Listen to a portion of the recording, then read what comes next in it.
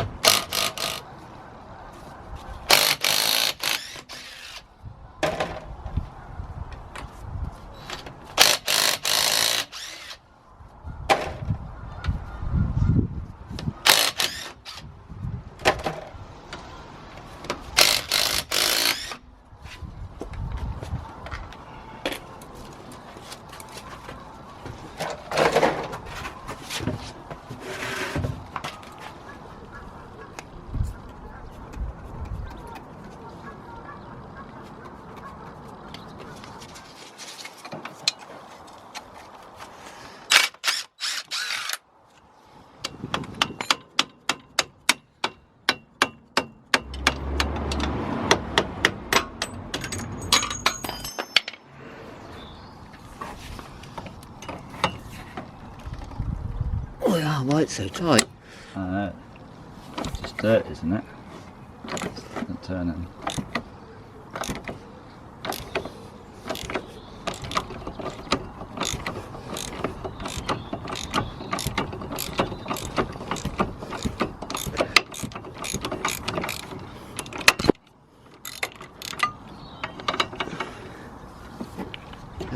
Tight, wasn't it?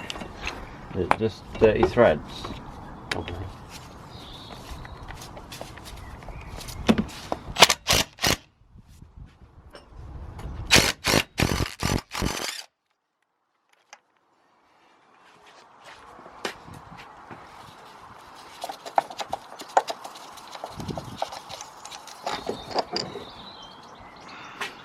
Okay then, so we have the old shock off, well, one of the shocks. This is the passenger side, so the near side, and I had a bit of a problem getting the nut off of the drop link. Like, it was just really rusted on, just like full of like dirt and whatever else in the threads. I'm definitely gonna like wire brush when I do the other side, but because these are lowering springs, I'm guessing I don't have to. Well, I'm not guessing, because you shouldn't really guess with these things, because if you have like normal size springs, like the standard size, you'd have to compress these, because otherwise like the top mount would just like shoot off if you was to just like straight up just undo this bolt.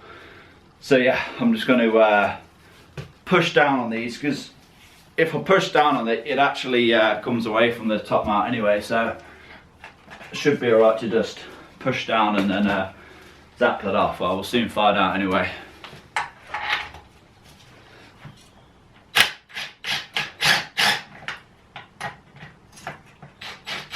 Oh, that was easy.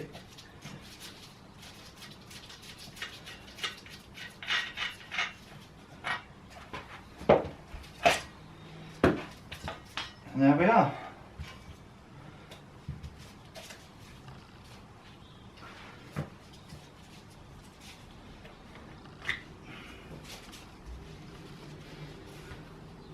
Alright, let's have a look at the old. Alright, so this is the shock absorber then, this is the old one. And so it seems really stiff. I guess that's how it should be, but yeah, it doesn't actually seem that bad, to be honest. But it's more than likely the original, and yeah, definitely worth changing because it is going to need changing sometime in the future. But yeah, this little boot cover bump stop things, that's seen better days, and so has the top mount assembly. It's like pretty corroded and that, so yeah, it's definitely worth changing the whole thing. But I suppose I could, if I wanted to, keep these as spares, but probably won't. I'll probably just chuck them away or sell them to someone that might want to buy them. Right, let's build the new assembly up then. Okay, so in the packaging, these actually come like already compressed, which I'm a little bit confused with. So I'm just gonna go ahead and decompress them. You can hear like the oil moving around.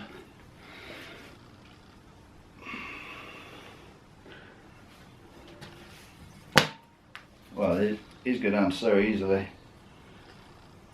Hard to pull up, but they go down really easily. Oh.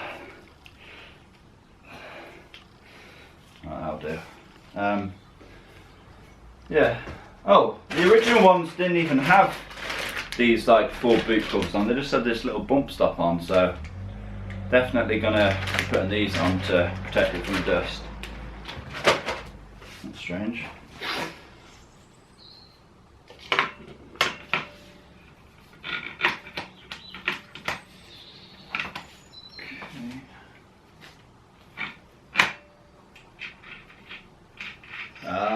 Might help us put the spring on. That might help a lot. And also the bottom.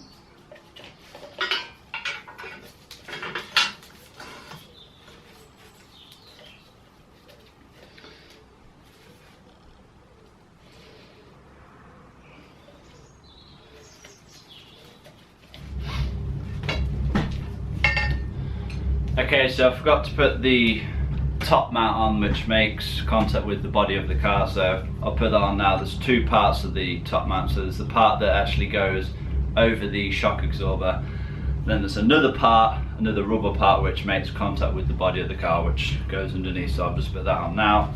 I'm just tightening in the nut over the thread.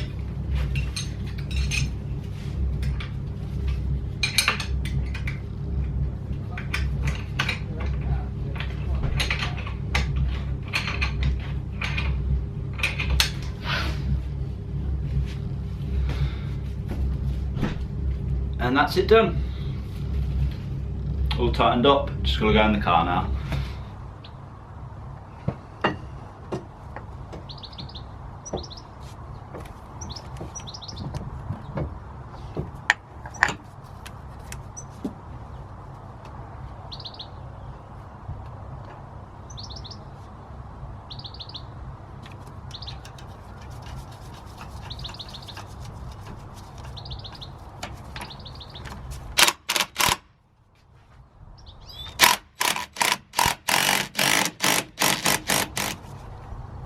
Yeah, it's tight.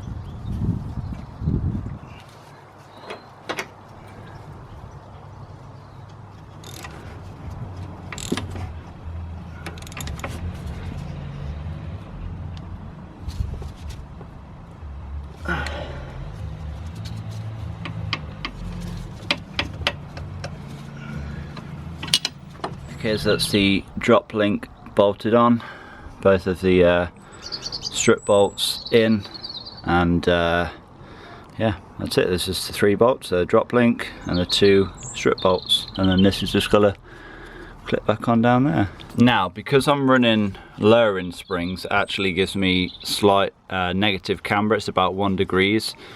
So I actually run these camber bolts, which you put one on the top. But to set the camber to plus 1 degrees, to set it to a neutral camber, you need to put both of the original bolts in, and then you set that to 0 on a gauge, if I've got it somewhere, on one of these gauges. Set that to 0, and then you take the bolt out, put the camber bolt in, and adjust that 1 degrees then, and well, until it shows on here plus 1 degrees. Okay, so I'm going to go ahead and set the camber, but I'm actually going to do both sides at the same time. So I'm going to go ahead, get the old strut off the other side, which is the driver's side, change that, put the new one on, and I'll set both of them together at the same time. Okay then, so there is the one side, and there is the other side. Drop link bolted on, and I've actually just left this like this because I'm going to do one side at a time with the camber adjustment, so these bolts are not torqued down, obviously. Take that out then. So you know where it is, innit?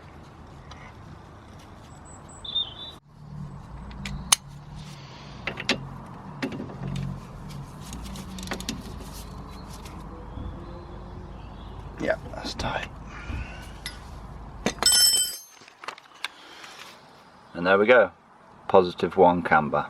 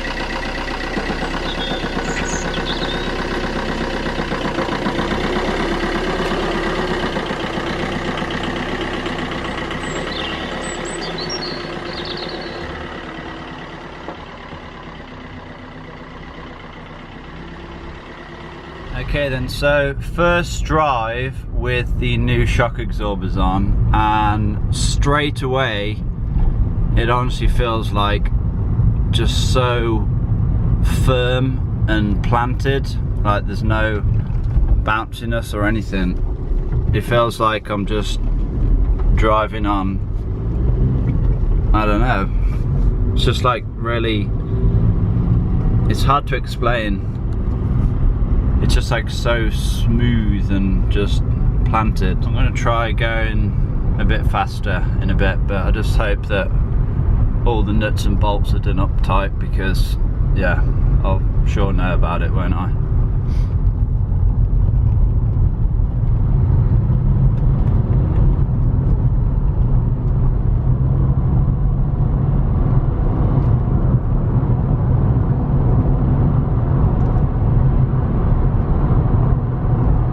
Feels pretty good. Okay then, so that just feels so strange, like after just like months of not knowingly like driving with worn shocks. Like I just thought that, you know, it was normal in a Corsa to feel like boom, boom, boom, boom, boom, boom, boom, boom, as like you're going down the road, but it's so strange. Like in this car, it literally feels like I'm just gliding like on a pillow, even when I'm going like over, you know, like speed bumps and that. It's just like so much smoother. Like that's money well spent, even just for the ride quality. And you know, obviously it's like I said, the shocks, you know, they don't last forever. They don't last, like, you know, they've been on the car for best part of 15 years, so it's it will need replacing sometime in the future anyway. So you know, I just went ahead and done it, and that's like one, you know, less thing to do hopefully in the future. Hopefully they don't fail before I get rid of this car. But yeah, like I guess that's done. I don't know how in depth I've really gone in this video. Obviously, if you have any questions or anything, just, you know, leave a comment down below. Yeah, I'm gonna end this video here, so please give this video a like, leave a comment down below, subscribe if you haven't already, and I'll see you in that next video. Peace.